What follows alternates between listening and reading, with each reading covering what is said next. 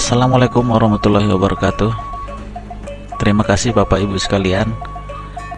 Pada kesempatan ini izinkan kami membahas tentang persiapan akreditasi PAUD versi PAUD KB Bunda Semangambat yang didasarkan pada Kemendikbud nomor 71 tahun 2021 tentang perangkat akreditasi PAUD. Sebagaimana kita ketahui, perangkat akreditasi PAUD tersebut ada 8 standar yang harus kita penuhi dokumennya.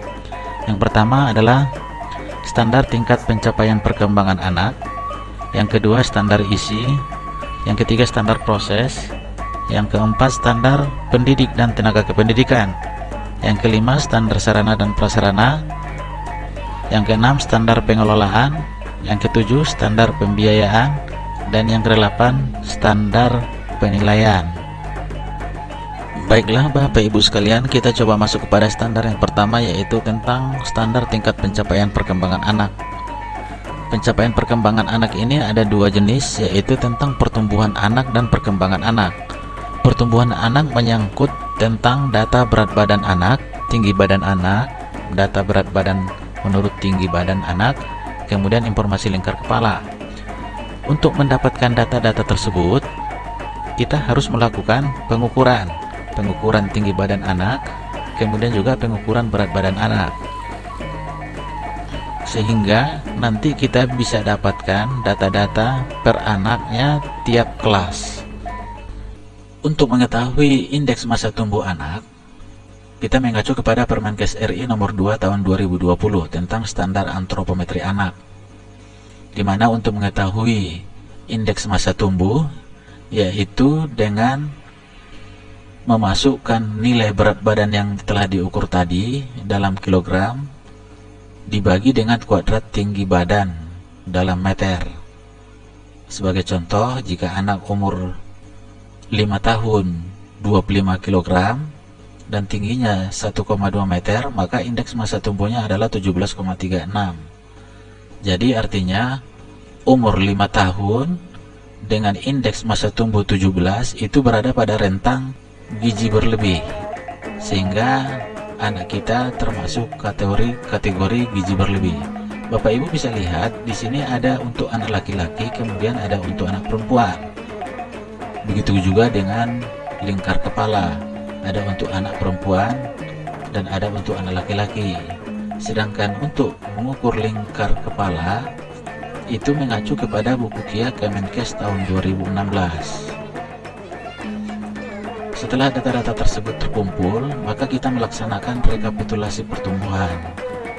Artinya di sini kita masukkan semua angka IMT-nya berapa, kemudian panjang badan apakah normal atau tidak, kemudian lingkar kepala. Seterusnya, deteksi perkembangan anak. Dalam melakukan deteksi perkembangan anak, kita melakukan deteksi dini tumbuh kembang anak berupa tes daya lihat, kemudian KPSP. Untuk tes daya lihat kita melakukan kartu E dengan menguji mata sebelah kiri dan mata sebelah kanan. Kemudian melakukan questionnaire pra-screening perkembangan atau KPSP dengan instrumen-instrumen yang sudah kita siapkan sesuai dengan umurnya. Data-data tersebut nanti akan kita rekapitulasi apakah ada kelainan terhadap mata atau di dalam instrumen KPSP dan lain-lainnya. Di standar isi, kita diharuskan untuk membuat suatu kurikulum sekolah atau kurikulum tingkat satuan pendidikan dengan data-data. Minimal ada lembar pengesahan yang ditandatangani oleh pimpinan lembaga, dan tentunya dibutuhkan suatu berita acara tentang evaluasi kurikulum. Yang namanya evaluasi tentu juga dibutuhkan orang yang mengevaluasi, sehingga dibutuhkan juga SK tim pengembangnya. Dan dalam mengevaluasi kurikulum, jangan lupa membuat daftar hadir dan membuat berita acara pemberlakuan kurikulum yang sudah disusun tersebut. Poin-poin dari kurikulum tingkat satuan pendidikan tersebut bisa Bapak Ibu lihat di daftar isi. Kemudian untuk menyusun suatu kurikulum tingkat satuan pendidikan itu dibutuhkan suatu acuan kurikulum. Yang pertama adalah Permenkes RI nomor 2 tahun 2010 tentang standar antropometri. Kemudian buku KIA, seterusnya buku SIDTK, kemudian Permendikbud nomor 146 tahun 2014 tentang kurikulum 2013 PAUD. Seterusnya Permendikbud nomor 137 tentang standar nasional PAUD, dan juga ada perangkat akreditasi. Kemudian di samping hal tersebut, kita juga harus membuat layanan menurut kelompok. Kelompok B misalnya umur 5-6 tahun, artinya jangan dicampur baurkan terlalu tinggi umur 4 tahun dengan 6 tahun.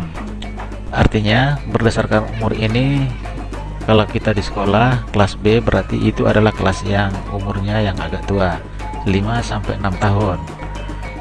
Seterusnya Bapak Ibu sekalian, kita masuk pada standar proses. Di proses dibutuhkan perencanaan pembelajaran, yaitu tentang Prota, Prosem, RPPM, dan RPPH. Di PAUD Bunda Simangambak, kita ada 8 tema dalam 1 tahun. Itu dibagi menjadi 4 tema per semester. Semester 1 itu ada diriku, keluargaku, lingkunganku, dan binatang. Seterusnya di semester 2 ada tanaman, tumbuhan, transportasi komunikasi, alam semesta, dan negaraku. Kemudian program semester minimal memuat tema.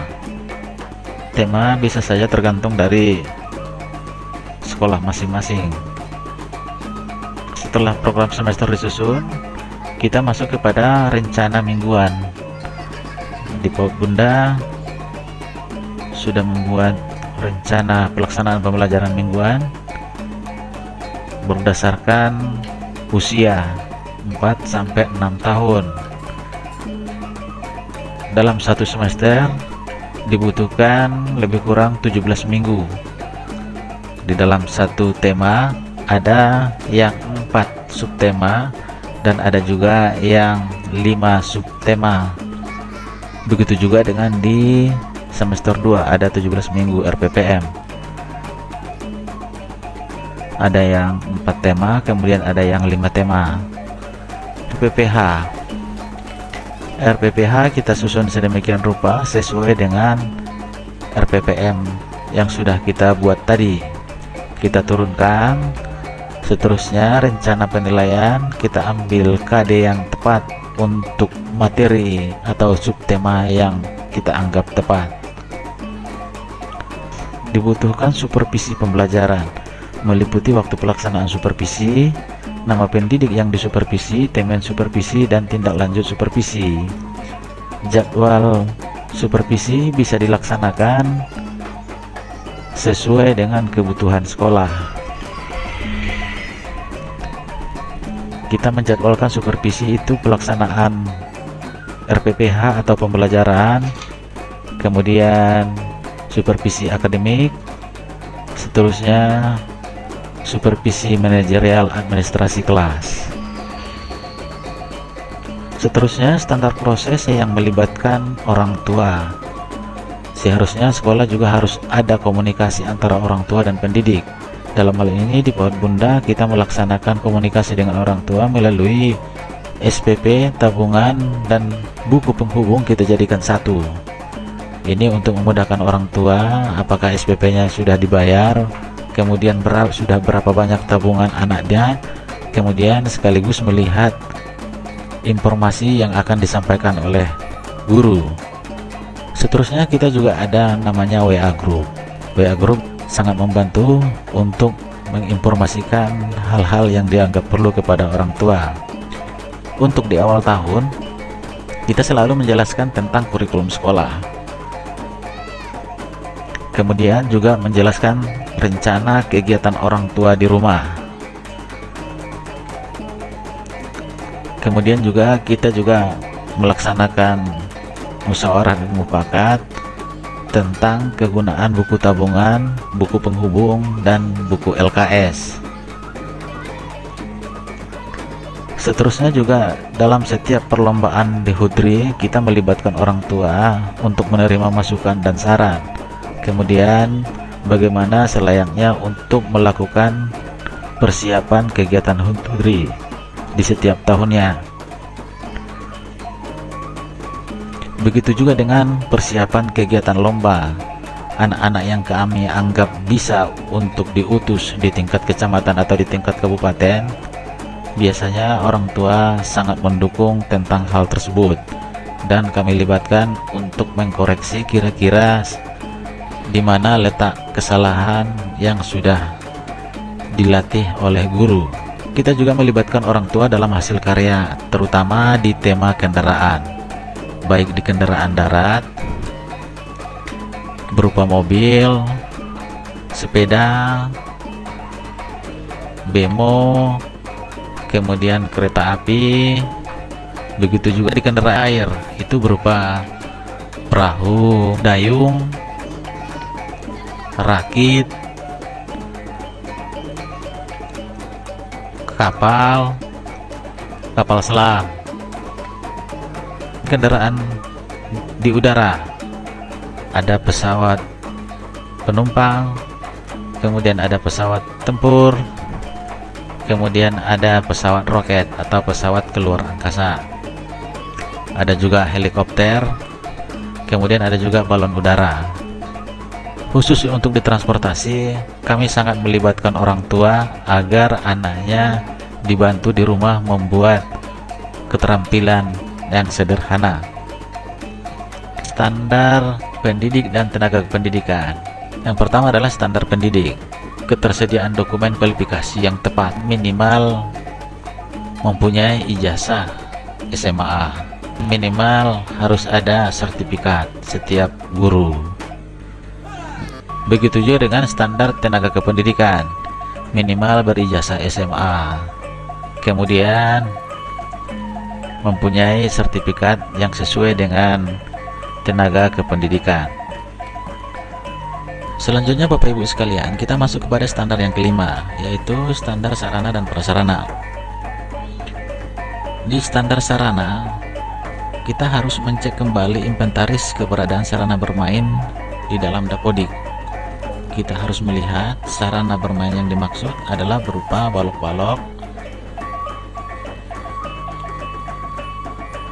kemudian bahan media alat pengembangan seni. Dalam hal ini kita di sekolah mempunyai speaker Bluetooth yang berfungsi untuk pengembangan seni maupun gerak dan lagu mengikuti irama musik. Sedangkan pengembangan budayanya, kita mengenalkan pahlawan yang berasal dari Mandailing Natal, artinya tokoh-tokoh nasional Mandailing Natal, kemudian juga kiai atau tuan syekh yang dianggap sangat berpengaruh di dalam pengembangan daerah Mandailing Natal. Seterusnya kita juga mengenalkan kesenian Gordang 9 yang merupakan ciri khas Mandailing Natal, kemudian rumah adat, pakaian adat, kemudian legenda yang ada di Mandailing Natal, berikut dengan kulinernya dan tempat rekreasi yang ada di Mandailing Natal. Sedangkan untuk bahan media alat pengembangan keaksaraan,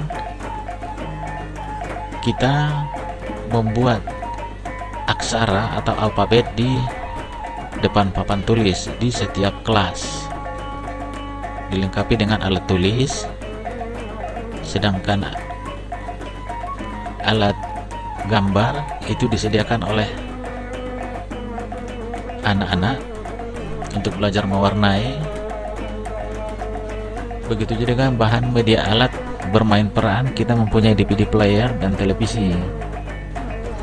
Anak-anak sangat antusias meniru gerakan TV atau peran yang ada di TV, karena di televisi ada kawannya yang sudah kita masukkan videonya ke dalam televisi, dan meniru permainan atau gerakan yang ada di televisi. Begitu juga dengan bermain sebagai petugas piket. Di setiap akhir pembelajaran, jika suasana kebersihan ruangan atau kelas sangat kotor, itu anak-anak berperan sebagai petugas piket, dibantu dengan guru, yaitu menyapu dan membersihkan kelas, kemudian membawa sampah menuju tempat pembuangan air sampah dan membuangnya di tempat pembuangan air sampah. Kemudian tentang media dan alat masak, kita mempunyai beberapa peralatan untuk praktek membuat jus pada tema tanaman. Sedangkan media dan alat pengembangan agama, di sekolah kita melengkapi perlengkapan sholat, karena di sekolah kita melaksanakan kegiatan sholat setiap hari Jumat. Kemudian ada juga miniatur Ka'bah yang kita laksanakan 1 kali 1 bulan, belajar manasik haji. Kemudian ada juga area tanaman obat, artinya anak-anak di areal ini kita suruh untuk membawa tanaman obat dari rumah, kemudian menanamnya di area yang dimaksud. Kemudian media dan alat yang bersumber dari alam sekitar, antara lain kita juga pada tema binatang membuat kolase ikan dari daun, kupu-kupu, kolase gajah, dan kolase burung. Kemudian juga ada dari bahan kardus.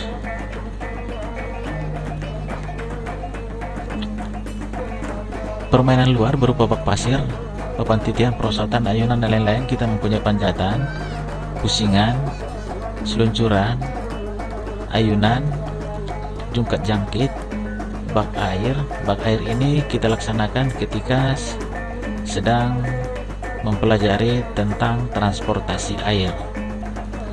Kemudian juga ada papan titian, ini kita fungsikan, ini banyak kita fungsikan untuk permainan-permainan psikomotorik.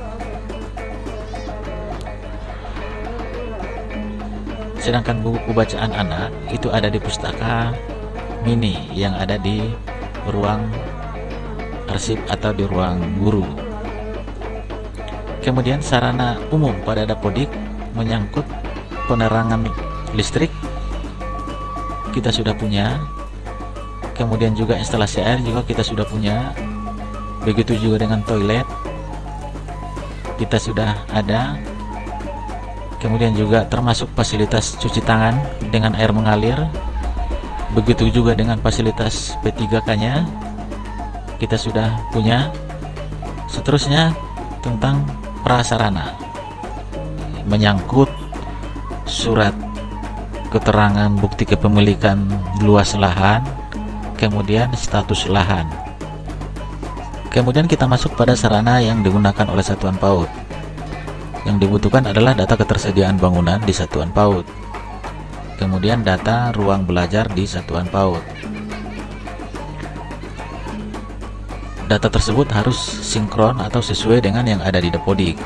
Sebaiknya kita melakukan sketsa tata letak dan luas masing-masing bangunan. Kita buat dulu coret-coretnya, berapa ukuran masing-masing kelas kita. Kemudian juga termasuk ruang-ruang arsip atau ruang guru atau ruang UKS, kamar mandi, termasuk area APE, area bermain 2, dan masing-masing ruang tersebut kita isi dengan peralatan yang ada harus sesuai dengan yang ada di Dapodik. Berapa ruangan kita, masing-masing ruangan harus kita buat peralatan-peralatan yang ada di ruangan tersebut. Kemudian standar pengelolaan. Standar pengelolaan kita harus membuat visi, misi, dan tujuan satuan pendidikan, rencana kegiatan satuan, dan kalender pendidikan tahun berjalan. Visi misi sebaiknya ditempel di tempat yang terbuka dan mudah bisa dibaca orang tua atau masyarakat, sehingga visi kita dan misi kita juga bisa diketahui oleh masyarakat atau orang tua. Pada akhirnya untuk memudahkan kita untuk mencapai visi misi tersebut. Kemudian seharusnya juga kita harus membuat rencana kerja tahunan dan rencana kegiatan sekolah.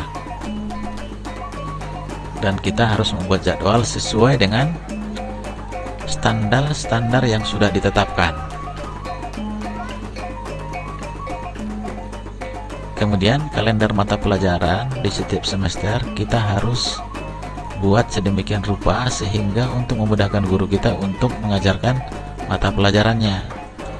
Begitu juga dengan kalender pendidikan sekolah, kita sesuaikan dengan kalender pendidikan kabupaten. Kemudian kita juga harus bisa menghitung hari sedemikian rupa untuk keefektivitasan pembelajaran. Jangan sampai perhitungan hari materi belum habis sementara hari sudah habis. Kemudian pengorganisasian. Di dalam akreditasi dibutuhkan struktur organisasi satuan PAUD, kemudian deskripsi tugas pokok dan fungsi, tata tertib pendidik dan tenaga kependidikan. Kita harus membuat struktur organisasi, kemudian membuat rincian tugas pengurus, selanjutnya tata tertib guru, kemudian tata tertib sekolah.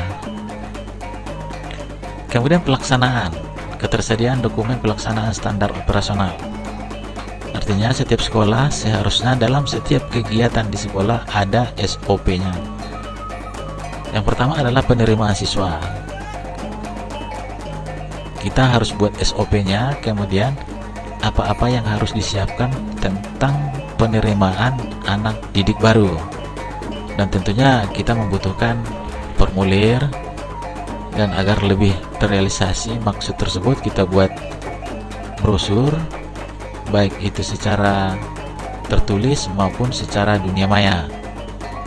Seterusnya pengelolaan kegiatan belajar, kegiatan penataan bermain, pengembangan kompetensi pendidik dan tenaga kependidikan, standar pembiayaan, dan pelibatan orang tua atau keluarga. Semua ada SOP-nya. Bahkan kalau kita di sekolah masih banyak SOP lain yang harus dilaksanakan di sekolah. Seterusnya Bapak Ibu sekalian, kita masuk pada standar yang ketujuh tentang standar pembiayaan. Yang pertama yang harus kita siapkan dokumen rencana anggaran tahunan berjalan. Artinya kita harus punya dokumen biaya investasi, biaya operasional, dan biaya personal di tahun berjalan. Kita bisa masukkan data-data investasi sekolah dari tahun yang berjalan sampai tahun terakhir. Kita buat harganya sehingga investasi akhirnya nanti kita akan ketahui sudah seberapa besar investasi sekolah tersebut. Begitu juga dengan biaya operasional sekolah. Kita harus bisa membuat operasional setiap tahun apa-apa yang dibutuhkan untuk barang habis pakai, termasuk biaya pertemuan orang tua, kemudian honor dan transport guru, kalau memungkinkan THR guru, kemudian biaya musyawarah guru. Artinya ini harus kita anggarkan dalam 1 tahun berapa yang dibutuhkan untuk hal tersebut, dan menyangkut tentang biaya anak masuk sekolah. Dan tentu semua biaya ini akan dibebankan kepada SPP anak-anak kita. Makin banyak kegiatannya berarti otomatis makin banyak pula biaya yang akan ditanggung oleh orang tua terhadap anaknya sekolah di sekolah kita.